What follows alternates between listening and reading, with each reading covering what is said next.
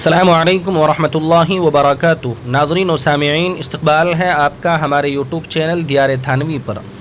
ایک سوال یہ پوچھا جاتا ہے کہ برسات کے ایام چلے ہوئے ہیں، ہر خطے میں بارش ہو رہی ہے اور بارش کے ساتھ اولے بھی پڑ رہے ہیں، جس کو اردو میں ژالہ باری کہتے ہیں۔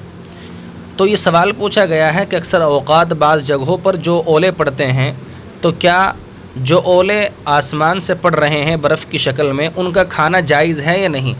بعض لوگ کہتے ہیں کہ یہ اللہ کی طرف سے عذاب خداوندی ہے، ان کا کھانا جائز نہیں۔ اس سلسلے میں شرعی نقطہ نظر کیا ہے؟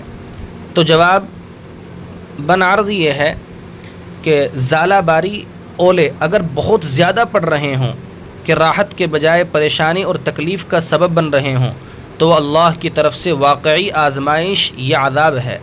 اگر انسان اس آفت پر صبر کرے، اللہ کی طرف رجوع کرے اور توبہ و استغفار کرے، تو یہ اس کے لیے امتحان اور آزمائش ہے۔ اگر اللہ کی طرف رجوع نہ کرے بلکہ اس پر واویلا کرے، تو یہ اس کے لیے عذاب ہے۔ باقی چونکہ آسمان سے جو پانی یا اولے برستے ہیں وہ پاک ہیں، لہذا ان کا پینا اور کھانا جائز ہے۔ قرآن مجید میں ہے وَلَنُذِيقَنَّهُم مِّنَ الْعَذَابِ الْأَدْنَىٰ دُونَ الْعَذَابِ الْأَكْبَرِ لَعَلَّهُمْ يَرْجِعُونَ۔